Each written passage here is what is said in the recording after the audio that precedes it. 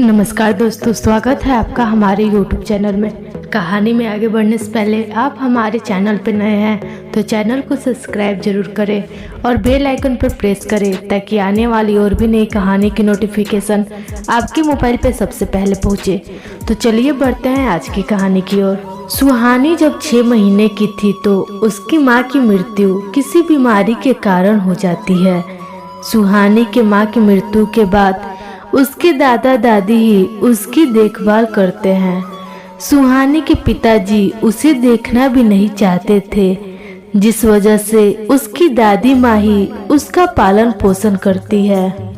बहू की मृत्यु के बाद कुछ साल बाद उसकी दादी अपने बेटे की दूसरी शादी करवा देती है।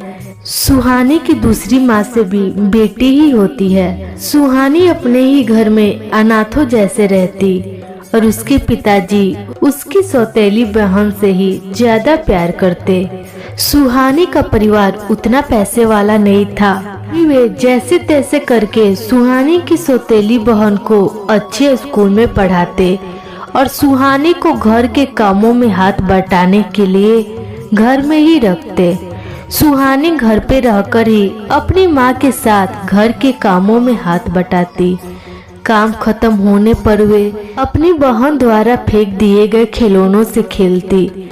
सुहानी के दादाजी उसे थोड़ा बहुत घर पे ही पढ़ा देते, जिससे वे हिंदी पढ़ना और लिखना अच्छे से जान गई थी। समय बीतता जाता है। सुहानी बड़ी हो चुकी थी, पर अब भी वे अपनी बहन के छोड़े हुए कपड़े ही पहनती, मानो उसका अपना कुछ नहीं था। वे हमेशा अपनी बहन के ही उतरन सामानों का इस्तेमाल करती। सुहानी की बहन उसे गंवार कह के ही बुलाती। सुहानी इतनी शांत स्वभाव की थी कि वे अपनी बहन के बातों का नजरअंदाज करते रहती। वे अपनी बहन की सारी बातों को मानती। सुहानी की बहन ज्यादा लाड प्यार के वजह से बिगड़ेल हो गई थी। उसे अपने आप पर बहुत ज्यादा घमंड हो गया था।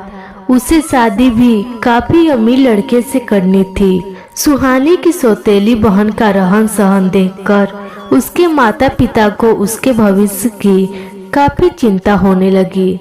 इसलिए उन्होंने सोचा कि अब अपनी बेटी की शादी करवा देनी चाहिए। तभी सुहानी की दादी बोलती है, बहू, सुहानी इस घर की बड़ी बेटी है और बड़ी बहन से पहले छोटी बहन की शादी हो तो समाज के लोग क्या कहेंगे। तभी सुहानी की सौतेली माँ गुस्से से बोलती है कि माँ जी, मुझे समाज की परवाह नहीं और हम इतने अमीर भी नहीं कि सुहानी की भी शादी करवा दे। शादी विवाह में काफी पैसे खर्च होते हैं और सुहानी पढ़ी लिखी भी नहीं है, तो उससे कौन करेगा शादी। अच्छा यही होगा कि वे जीवन भर मेरे साथ रह के ही हमारी सेवा करे। सुहानी भी दरवाजे के पीछे से अपनी माँ की बातें सुनती है। वे चुपचाप घर का सारा काम करने लगती है। सुहानी यही सोचती है कि माँ तो मेरी अपनी नहीं है, तो मैं उनसे क्या शिकायत करूं। पर पिताजी तो मेरे हैं, उनको भी मेरी परवाह नहीं। कुछ समय बीत जाता है। सुहानी के माता पिता अपनी छोटी बेटी की शादी के लिए अपना खेत बेच देते हैं। उसकी बहन की शादी साधारण से घर में तय हो जाती है। लड़का तो अच्छी नौकरी करता ही था, पर उसका परिवार एकदम साधारण सा था, जो सुहानी की बहन को पसंद नहीं आया। उसे तो काफी अमीर घर में शादी करनी थी, पर अपनी माँ और पिताजी के जोर देने पर वे शादी के लिए तैयार हो जाती है। शादी की सारी रस्में तो हो जाती है, पर बारात आते ही सुहानी की छोटी बहन एक अमीर घर के लड़के के साथ घर से भाग जाती है। जब ये बात उसकी माँ को पता चलता है तो उसकी माँ सुहानी से विनती करती है कि वे उसकी समाज में इज्जत बचाने के लिए अपनी बहन की जगह दुल्हन बनकर बैठ जाए। सुहानी भी अपनी माँ की बातों को टाल नहीं पाती है और वे शादी के लिए तैयार हो जाती है।